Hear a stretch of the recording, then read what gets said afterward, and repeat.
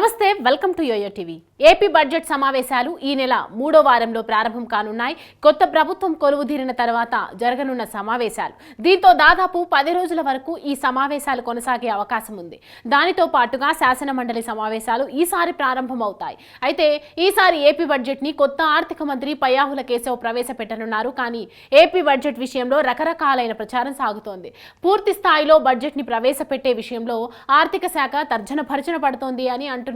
July నెలాఖరుతో vote on account budget గడువు పూర్తి అవుతుంది. ఆగస్టు నుంచి 2025 మార్చి వరకు 8 నెలల కాలానికి పూర్తి బడ్జెట్ ప్రవేశపెట్టాల్సి ఉంటుంది. అయితే 8 నెలలకు సంబంధించిన నిధుల సమీకరణ, ఆదాయాలు వచ్చే మార్గాలు ఏమిటి, అప్పులు ఇత్యాది వివరాలను ఇప్పుడు ఆర్థిక శాఖ ముందేసుకొని తర్జన భర్జన పడుతోంది. ఈ ఏడాది సెప్టెంబర్ వరకు 19,000 కోట్ల రూపాయలు రిజర్వ్ బ్యాంకు వద్ద అప్పులు తీసుకోవడానికి ఏపీ ప్రభుత్వం ఇంటెంట్ పెట్టినట్లుగా చెప్తున్నారు. ఇక ఏపీకి ఆదాయాలు తక్కువ, అప్పులు ఎక్కువ ఉన్న సంగతి తెలిసిందే.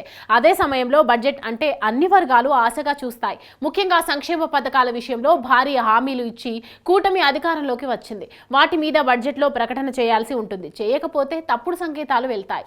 దాంతో వాటికి నిధులు ఏ మేరకు సమకూరుస్తారు, ఎక్కడ నుంచి కేటాయిస్తారు అన్నది ఒక చర్చగా ఉంది. అదే సమయంలో అమరావతి, పోలవరం వంటి ప్రతిష్టాత్మకమైన ప్రాజెక్టుల గురించి బడ్జెట్లో వివరించాల్సి ఉంది. ఇలా చాలా అంశాలున్నాయి. కేంద్రం వివిధ ప్రాజెక్టులకు నిధులతో పాటుగా గ్రాంట్స్ కొన్ని ఇవ్వాలని ఏపీ ప్రభుత్వం కోరుతుంది. దాంతో కేంద్ర బడ్జెట్ మీద ఆశలు పెట్టుకుంది. అందువల్ల కేంద్ర బడ్జెట్ ని చూసి పూర్తి స్థాయి బడ్జెట్ ప్రవేశపెట్టేలా అన్న కొత్త ఆలోచన చూస్తున్నారని అంటున్నారు. ప్రస్తుతానికి ఓటాను అకౌంట్ బడ్జెట్ ని ప్రవేశపెడితే ఎలా ఉంటుంది అని ఆలోచిస్తున్నారట. అంటే జస్ట్ ఒక 2 నెలలకు మాత్రమే సరిపడా ఓటాన్ అకౌంట్ ని సభలో ప్రవేశపెట్టి ఆ తర్వాత 6 నెలలకు పూర్తి బడ్జెట్ పెట్టాలని చూస్తున్నట్లుగా ప్రచారం సాగుతోంది. అయితే ఈ విషయంలో ఆర్థిక శాఖ అయితే ఒక నిర్ణయానికి రాలేకపోతోందని అంటున్నారు.